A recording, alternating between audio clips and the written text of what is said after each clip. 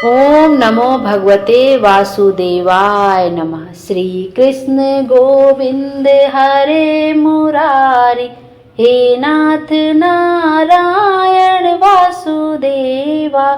बोलो विष्णु भगवान की जय। आप सभी कमेंट में ओम नमो भगवते वासुदेवाय नमः अवश्य लिखिएगा। आइए देखते हैं इस बार कामदा एकादशी का व्रत किस दिन किया जाएगा, 7 अप्रैल को या 8 अप्रैल को।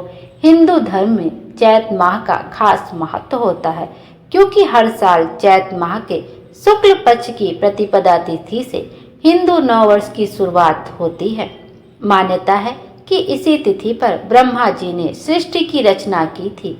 ऐसे में इस माह में जो भी व्रत और त्योहार पड़ते हैं उसका महत्व कई गुना बढ़ जाता है। इस माह में पड़ने वाली एकादशी तिथि का महत्व भी बहुत अधिक होता है, क्योंकि इस दिन जगत के पालनहार भगवान विष्णु की पूजा की जाती है। एकादशी तिथि माह में 2 बार पड़ती है, एक बार कृष्ण पक्ष में, एक बार शुक्ल पक्ष में। शुक्ल पक्ष में पड़ने वाली एकादशी तिथि को कामदा एकादशी कहा जाता है। भगवान विष्णु और धन की देवी माँ लक्ष्मी को प्रसन्न करने के लिए एकादशी का दिन बहुत ही शुभ माना जाता है। इस बार कामदा एकादशी का व्रत किस दिन रखा जाएगा, कामदा एकादशी पर पूजा का शुभ मुहूर्त कब से कब तक है, शुभ संयोग क्या से क्या बन रहे हैं और कामदा एकादशी पर व्रत पारण का शुभ समय क्या है, वह सब हम इसी वीडियो में देखेंगे। हिंदू पंचांग के अनुसार चैत्र माह की कृष्ण पक्ष की एकादशी को कामदा एकादशी के नाम से जाना जाता है। इस तिथि की शुरुआत 7 अप्रैल को रात में 8 बजे होगी। वहीं तिथि का समापन 8 अप्रैल को रात में 9:12 पर होगा। उदया तिथि के अनुसार कामदा एकादशी का व्रत इस बार मंगलवार 8 अप्रैल को रखा जाएगा। कामदा एकादशी पर जो व्रत का पारण का समय होगा वो आपका होगा 9 अप्रैल को सुबह 6:02 से लेकर 8:34 तक। इससे पहले ही आपको 8:34 के पहले ही व्रत का पारण कर लेना चाहिए। द्वादशी लगने से पहले ही एकादशी व्रत का पारण हो जाना चाहिए। तो पंचांग के अनुसार जो कामदा एकादशी का व्रत का पारण का समय रहेगा वो आपको 9 अप्रैल का रहेगा। सुबह 6:02 से लेकर 8:34 तक रहेगा। 1-1.5 घंटे का आराम से समय रहेगा, आप पारण कर लीजिएगा। आइए अब देखते हैं कि पूजा का शुभ मुहूर्त कब से कब तक रहेगा कामदा एकादशी पर। कामदा एकादशी पर जो सूर्योदय है वो सुबह 6:03 पर होगा। सूर्यास्त होगा आपका शाम को 6:43 पर। चंद्रोदय होगा दोपहर 2:44 पर और चंद्रास्त होगा सुबह 4:06 पर 9 अप्रैल को। ब्रह्म मुहूर्त में जो आपका पूजा करने का समय है वो सुबह 4:32 से लेकर 5:18 तक है। विजय मुहूर्त दोपहर में 2:30 से लेकर 3:20 तक।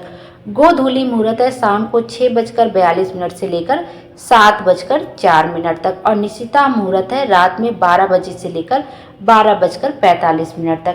तो जो लोग भी व्रत करते हैं वो पूजन या तो सुबह ब्रह्म मुहूर्त में कर लेते हैं या फिर शाम को गोधूली मुहूर्त में ही करते हैं। जो ब्रह्म मुहूर्त का समय वो आपका सुबह 4:32 से लेकर 5:18 तक है और शाम को जो गोधूली मुहूर्त है वो आपका शाम को 6:42 से लेकर 7:04 तक है।